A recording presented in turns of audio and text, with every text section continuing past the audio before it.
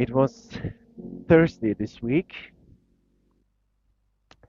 and Mia was sitting in my office, and I had some visitors, two other pastors here from Lusaka, and we were in kind of a deep discussion when someone knocked suddenly at my door.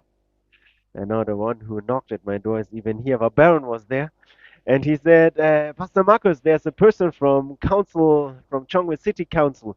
He's here to inspect some things. And I was confused. So, who wants to come and inspect some things? So what? Wait, no appointment, nothing, no notice, no appointment. So I took a deep breath and I said, okay, let's do like this. We are just about to finish our meeting with these two pastors. Maybe in 10, 20 minutes, we are done. Maybe you can just wait in the Lusaka. So we wrapped up our meeting, concluded on a new point, a new date when we will meet. And then I rushed out. And I found the same guy was gone. And fortunately, I had his number, and I asked him to come back. And actually, a few minutes later, he arrived again. And so I stepped forward and says, "Welcome." I said, "Welcome. How can I help you?" And he smiled politely. "I'm here to inspect the buildings and the site." And I don't know how it really you, but I felt my heart a bit racing. And my first thought, no, maybe this will bring even some extra fees. Even when the two pastors, heard someone from counseling here, he said, but you're not giving them anything, isn't it? Otherwise, they will come again and again. So, no, for sure not.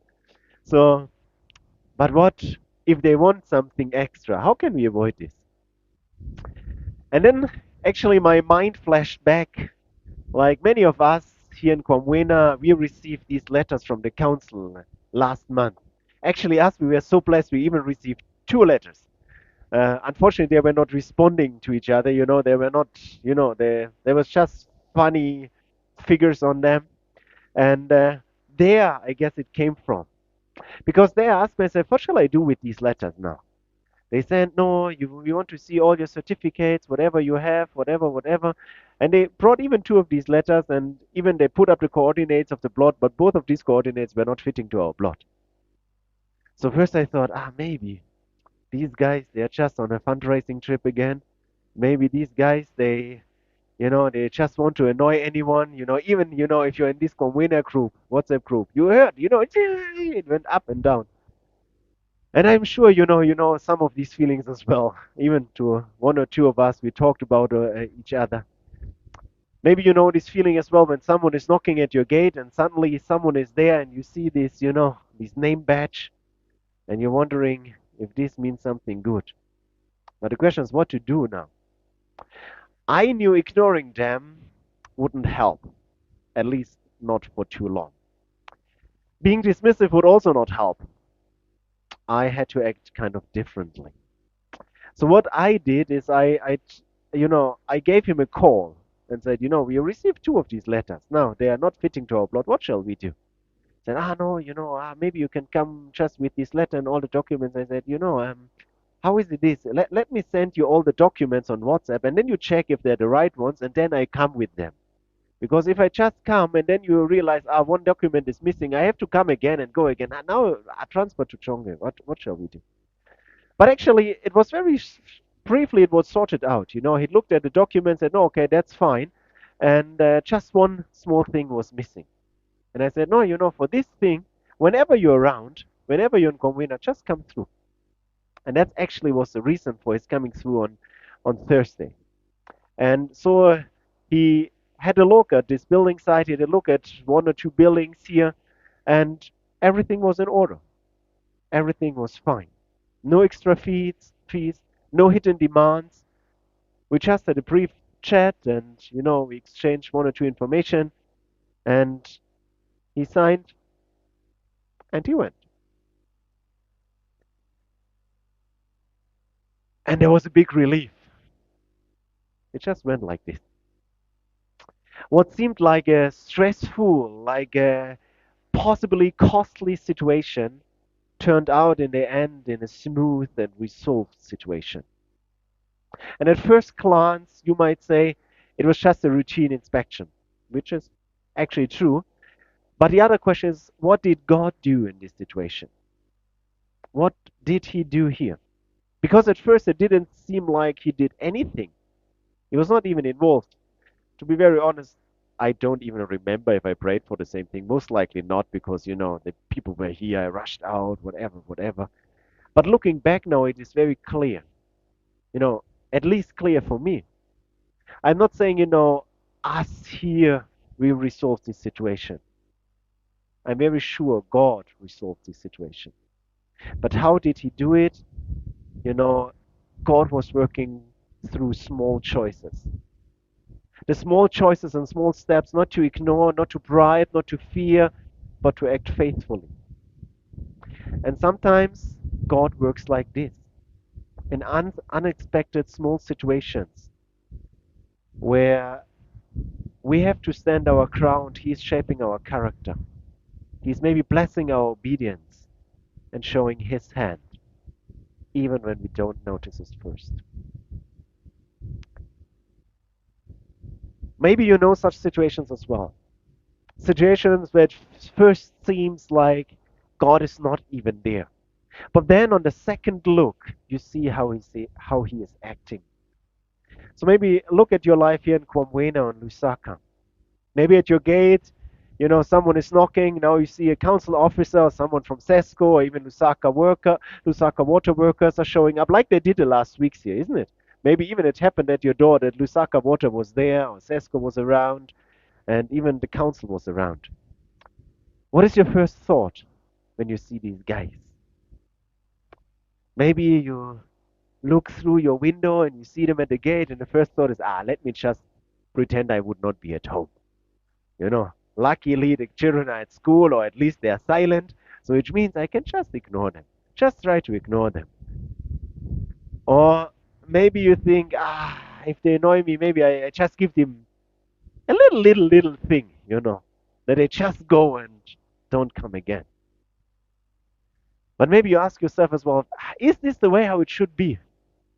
Is this the way that we pretend to be not at home or to corrupt people? And maybe you remember in these situations, God sees what I'm doing. And God provides for what I really need. And God is the one who protects even my home. So instead of hiding behind a curtain, instead of rushing to bribe, you breathe, you open the gate, you greet them respectful and ask, how can I help you? And that is what it looks like to act honestly and calmly. It doesn't mean being naive. It means choosing respect instead of fear, trust instead of shortcuts. And maybe later you realize the small choice was exactly what God used to protect you. Maybe. But maybe, of course, even it's getting worse. Maybe you know such other situations, maybe with school. The term was about to begin and you received this letter or this call about the school fees, and you hold the paper in your hands and you think, how can I pay this? They increased again for the next term. And maybe you think, maybe I could delay at least a bit. Maybe they don't throw out my children out of school immediately. Or maybe I can bend the truth or cut some corners. But maybe you also pause and you remember that God has carried you up to today. And He knows your children. He knows my children. And He cares. And maybe instead of panicking or twisting the truth or something like this, you choose honesty.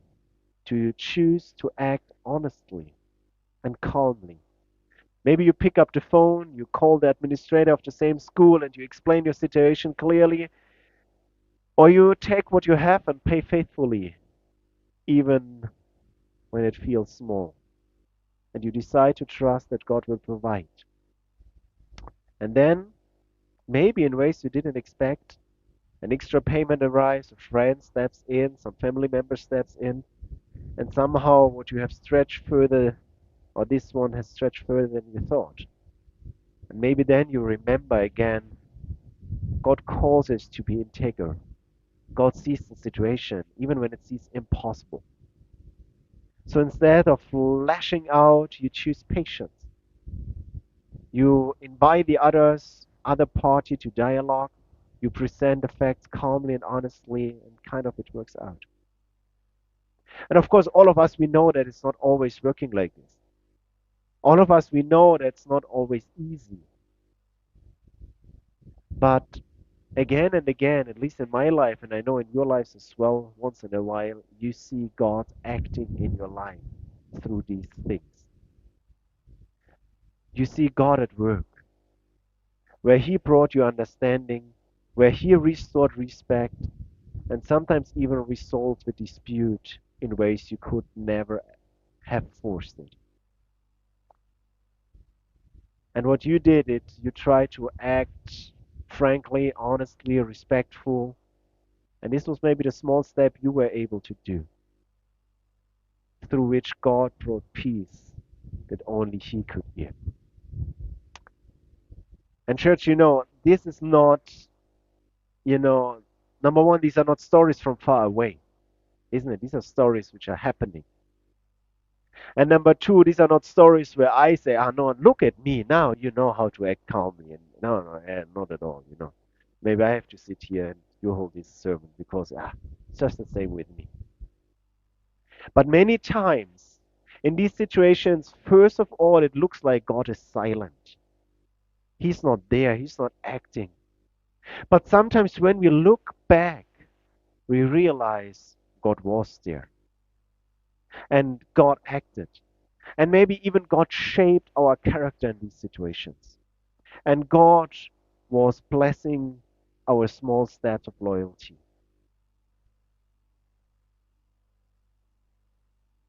So this is what also stands out in our sermon series up to now. We're in the book of Ruth. We will end chapter 3 today. And in the book of Ruth, we see how God how God is present, even when he is not even described as acting directly. If you read the whole book of Ruth carefully, there's never ever someone, it's nothing written like that God is actively. Actually, it's just mentioned in the way that people are talking about him. But it's nothing like God did this or God said or whatever. So last week, we left Ruth and Naomi back in Bethlehem after the harvest. Naomi sees a way to secure the family's future. And she gave Ruth some bold instructions. And Ruth went to go to Boaz to the threshing floor while he is asleep and makes her request known.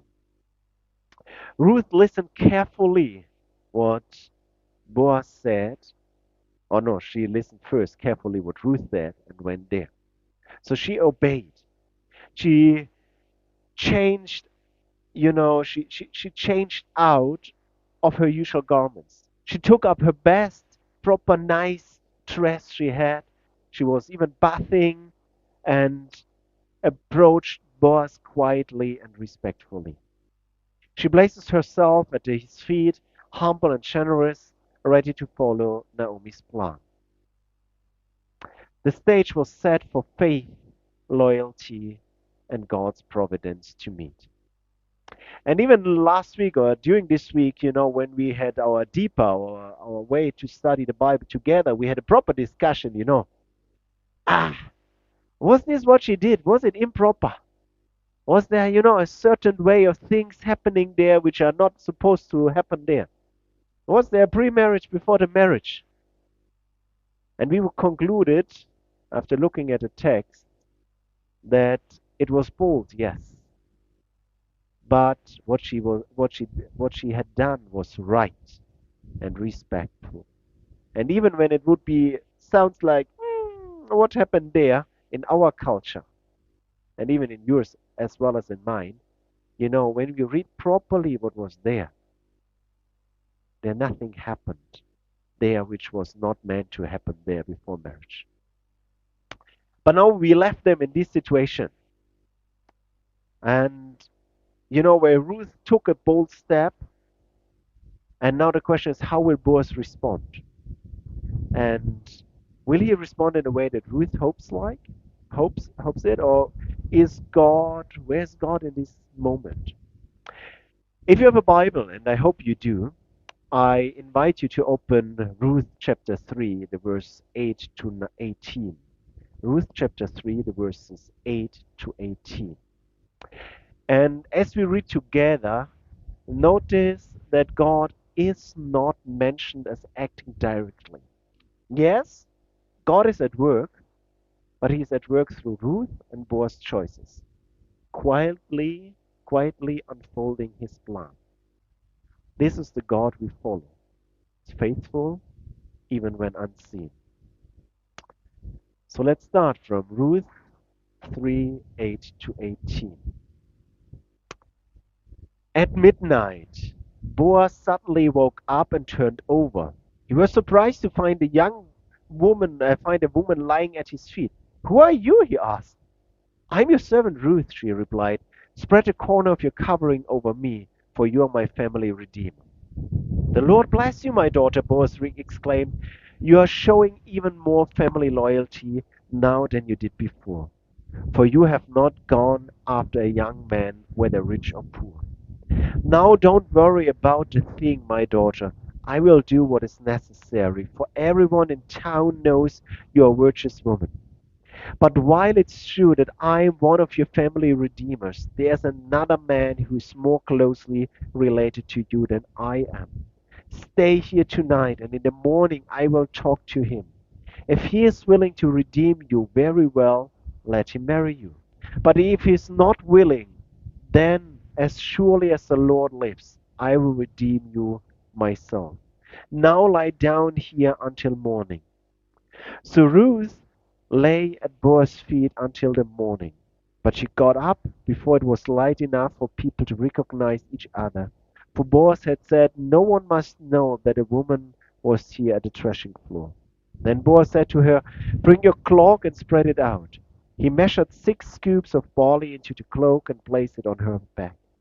Then he returned to the town. When Ruth was back to her mother-in-law, Naomi asked, what happened, my daughter? Ruth told Naomi everything Boaz had done for her.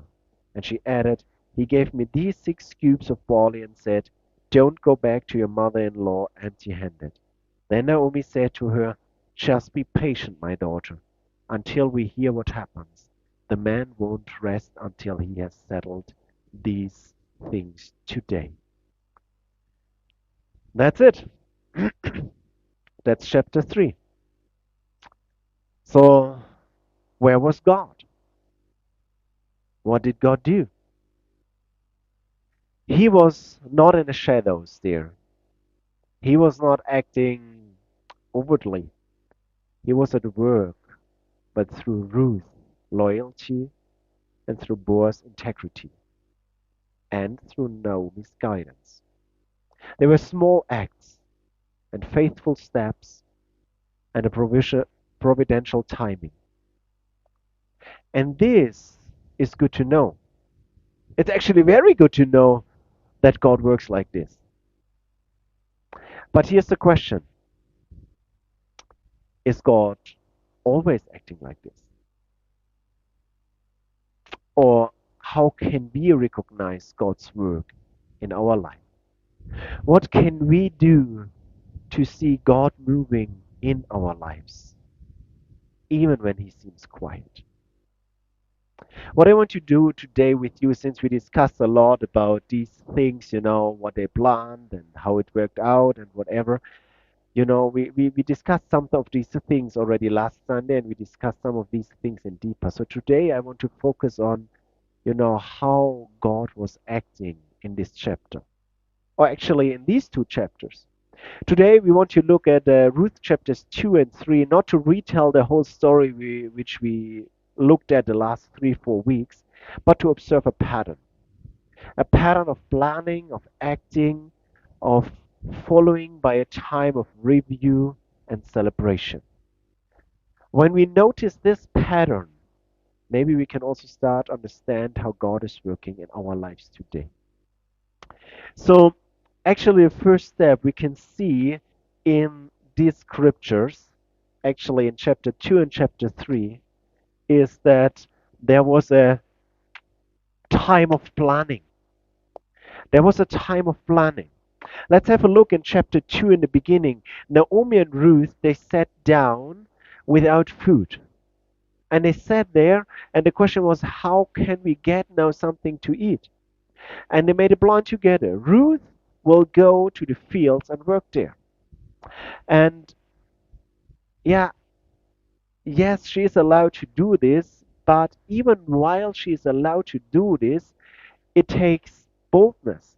We even talked about that there was this law from Deuteronomy and Numbers, and no, actually Leviticus and Deuteronomy, where it was written down that a widow was allowed to harvest after the harvest and get his food. But we also heard like how Boaz and even his people responded that yes, technically she is allowed, but still danger could come. Man might harass her, or she could face other difficulties in finding the right spot. But she allowed to do it. She was allowed to do it. But still it was bold to do it.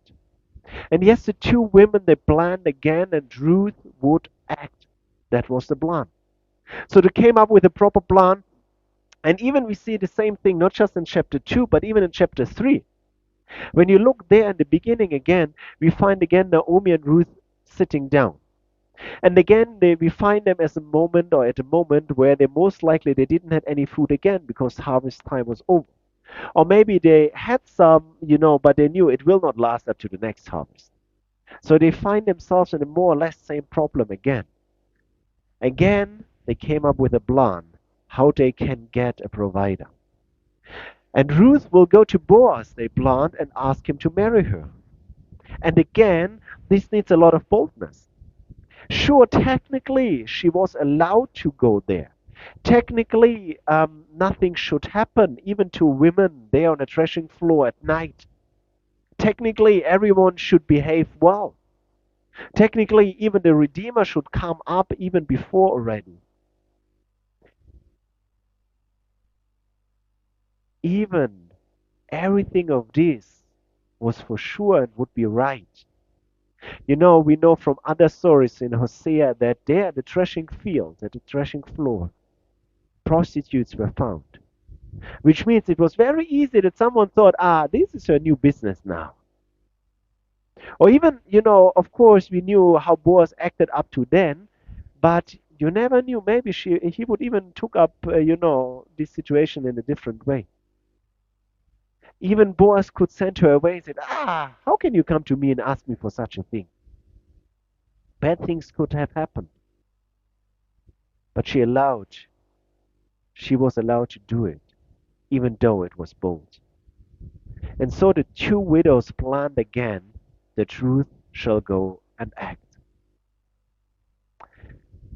And then out of this planning actually, an acting happened.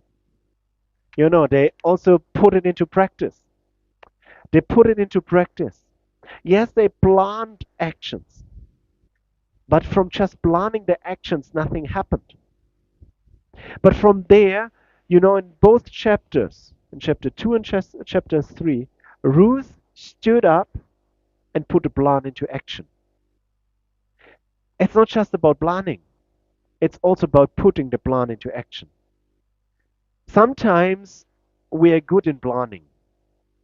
Sometimes we're very good in thinking about things and even putting words to some things. Sometimes we even plan quickly. We have quick ideas. We have good ideas.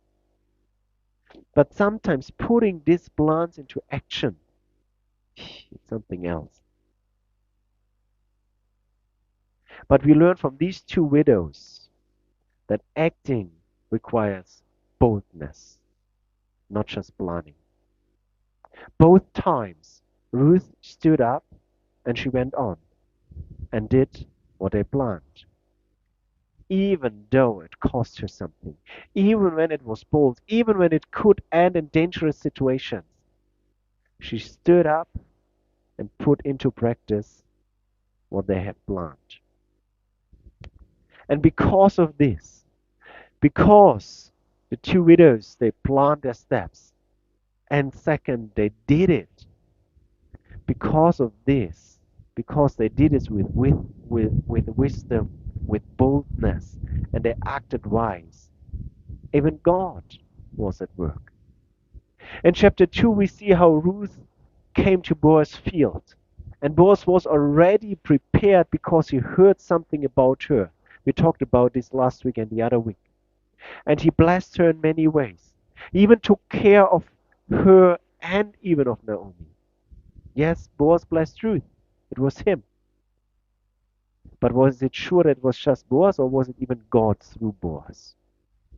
The same question comes up in chapter 3, isn't it? Ruth came to Boaz, and Boaz was kind, and he was also kind of prepared because he knew her. So he blessed her and took care of her. And he even promised, not even just promised, but even took care of Naomi again, gave her something. And in this situation, you could even read it that whatever, even when the new Redeemer, the kinsman, would come, what we heard about next week, even if this one would, redeem Ruth, he shows, no, even I'm taking care of Naomi, because he gives a lot of, barley for Naomi. He's showing, even if this one will take care of you, then the question is what happens to your mother-in-law, but I will take care of her. Yes, Boaz blessed Ruth and Naomi. But was Boaz himself, or is there also God's hand? Yes, Boaz is acting, but it's not just Boaz, it's also God through him. And both times we see a third thing which happened afterwards. When Ruth came back to Naomi, Naomi asked. She even kind of reviewed the situation. And what did they do? Both times Ruth asked, what happened? How did it go? Well, where did you bring so much, grain with you? And what did Boaz say? Both time, they reviewed what happened. They had their planning, they put their planning into action, but then they looked also back and had a look what happened. Yes, acting wisely in a well-planned, godly way, but then through the review, they saw God was acting in this. Because both time they talked about the Lord and how the Lord is giving them something. So yes, it was Boaz. But even they saw it was God because they reviewed it. And out of this, they celebrated. They celebrated God and said, okay, it's God who did it. They didn't just see God's way in these things. They even honored God for what he did. They didn't think they were good planners. They didn't thought, no, because we planned so wisely. Because we acted so boldly. That's the reason, we are the best ones, It's our wisdom. They didn't think like this. They reviewed it and saw God's acting in there. And from there, they honored God. They knew God is acting, God is providing. Because of this, they celebrate God. So this is what we have seen in the chapters 2 and 3 in Ruth. That they planned well. They even thought, what can we do in this situation? And they stayed with the legal stuff. They didn't do something unlegal. But even it needed some courage. And then they took it boldly into action.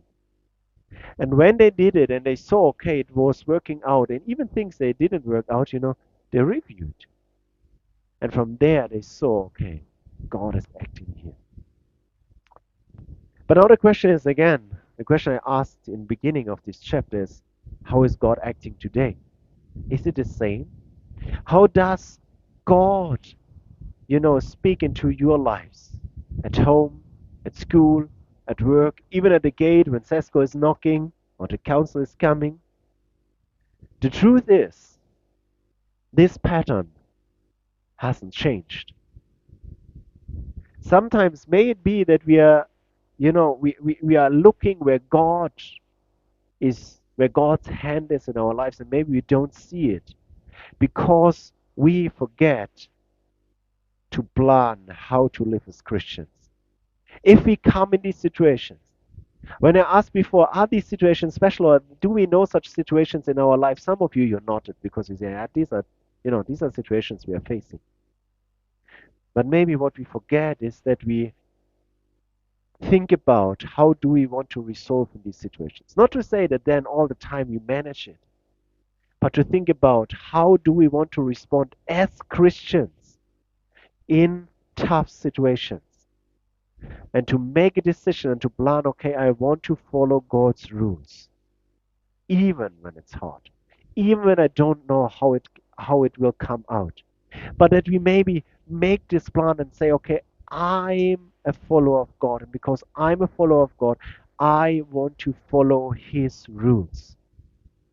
And even if I know if such guys are knocking at my door, even when I know I have to hand in this paper at this office or this ministry, I know when I, give not just this white paper, but also these beautiful colored papers, which are also even introduced newly to our country in different sizes, whatever. If I give in these papers as well, the other paper is handed faster. But if we know how to act as Christians and we decide to go the right way, not just in this term, but even when it comes to how to treat our family, how to live together, how to do our Christian life, can it be that sometimes we are good in planning to say, no, I'm a Christian, I want to go this way. But then when it comes to the bold actions, all of us, once in a while, we are not bold enough. And I'm not saying this, to blame anyone. I'm talking about myself as well. But can it be because we don't act boldly? We can't review how God rescued us in these situations and how God did His things in these situations. Because of this, maybe we are asking ourselves, where's God? How is He acting in our life? Because when we started the book of Ruth, for whom you were here, Pastor Mumber mentioned in the beginning, sometimes we all have these big, big heroes in the Bible. David, says, no, I will hammer this Goliath because I hammered already lions. Okay, guy, what's wrong with you? You hammered lions. Okay, let me be happy that lions are no longer in Kwamwena in this area. I don't want to hammer a lion. That's a hero. But Ruth is just, just a normal person. There's no supernatural superhero things in her. She just planned and made her decision and acted like this. And then God acted in this way with her. So, how can lessons from Ruth guide your decisions of boldness and your trust in God's unseen providence? I guess if we do so, if we decide to act in this way, He is acting in our stories too. Actually, He's acting anyway in our God stories. God is acting in our lives anyway. But I guess sometimes the big things will happen when we decide to follow His way, and then we do it as well. So, what does it mean? Maybe at home there's a tension around bills or family responsibilities, and you could just ignore it, or push it back to someone else, or take the easy way. But what if, like Ruth, we start to plan wisely and act faithfully? We sit down, make a plan, communicate clearly, and do our part. Of course, there will still be some lacks, but if we make our decision, these small steps of integrity can change the atmosphere at home. And maybe you notice later when you review it, God was at work. Or at school, maybe you have a teacher who gives you a special assignment that feels impossible. Or your classmates ask you to cheat on a test and whatever. And you could follow the crowd, take a shortcut, because actually everyone is doing it. But what if you would act boldly, with honesty and diligence? Like Ruth, you step into the challenge faithfully. And maybe later you realize God used your faithfulness and your faithful actions to open doors, build reputation, and give you strength which you didn't expect. or even at work or in the community. Maybe there's a chance to speak out, to help someone in need, or to resolve a conflict peacefully. Yes, it's risky. It might feel uncomfortable. But these small acts of courage, of honesty, and integrity are exactly where God moves. You might never see the full picture immediately. You know, Ruth and Naomi, they didn't see the full picture. Yes, they saw when you reviewed that Boaz is a good guy and Boaz is following and maybe is taking up his responsibility. But in a situation where they celebrated, they didn't know that Boaz will marry her. He said, no, for sure I will if the other one is not taking you. But they didn't know about Obed. They didn't know about David, their grand-grandson, and they didn't know about Jesus, the grand-grand-grand-grand-grandson of Jesus, and so on. But through their acts, they followed this path and they kind of, cleared this path.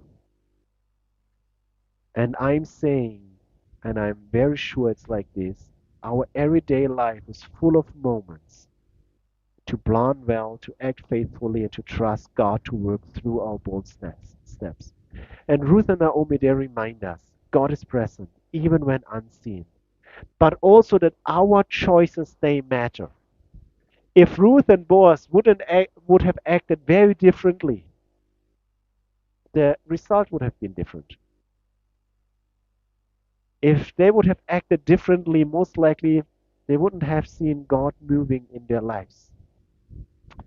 Maybe this was the way, their ways, how God worked in their life. And maybe even this is the same way how God wants to work in your life, how He wants to bless you and even others and His kingdom. Because in the end, again and again and again, I'm repeating myself, in the end, it's not about you and it's not about me. It's not even about this church. It's about God's kingdom. And it's good if we act faithfully by ourselves, and this will have an impact in your life. But imagine what could happen if not just you act faithfully, but also me and all our neighbors here. If we would follow God's way, and we plan to follow God's way, and we boldly act in this way, and then we see, and not just us, but also others around us, will not just see in your life, but in our lives, how God's hand is working, how God is working in this community, in this church, in this neighborhood, in this country, in your workplace, in your school. I am sure this would change a lot. This would change a lot. So, yes, each of us, we are called to act for ourselves in a good, godly, bold way.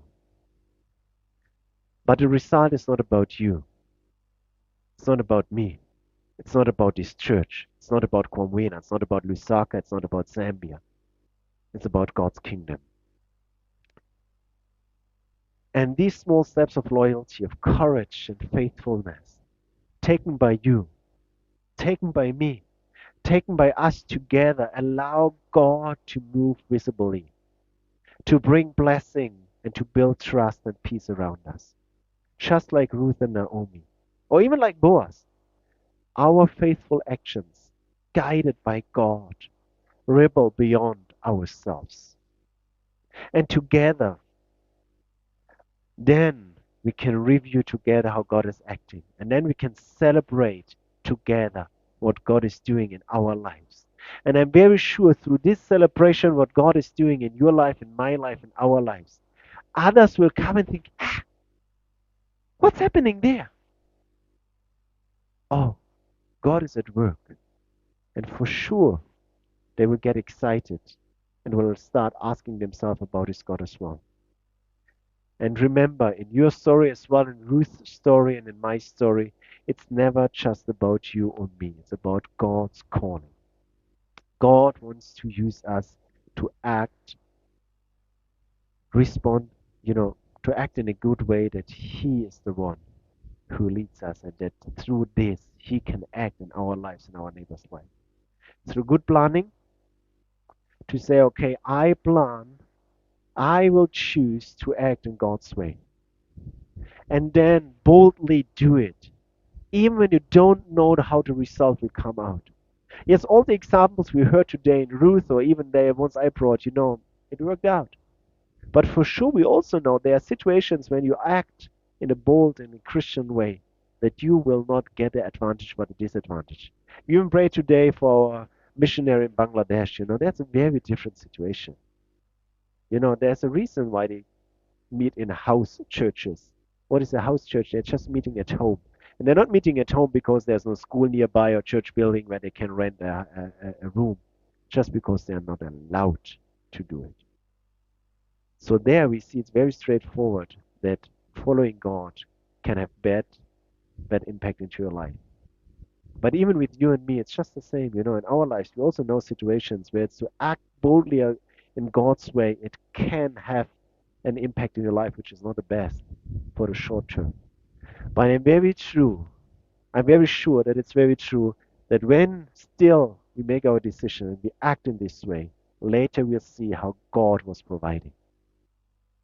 So through good planning, faithful and bold godly actions. And let's not forget to recap what God did. And when we see what God did, let's celebrate it. Let's honor Him for what He has done. So let's act faithfully so that His kingdom grows through you and me, through us, to His glory and honor. Thank you for listening.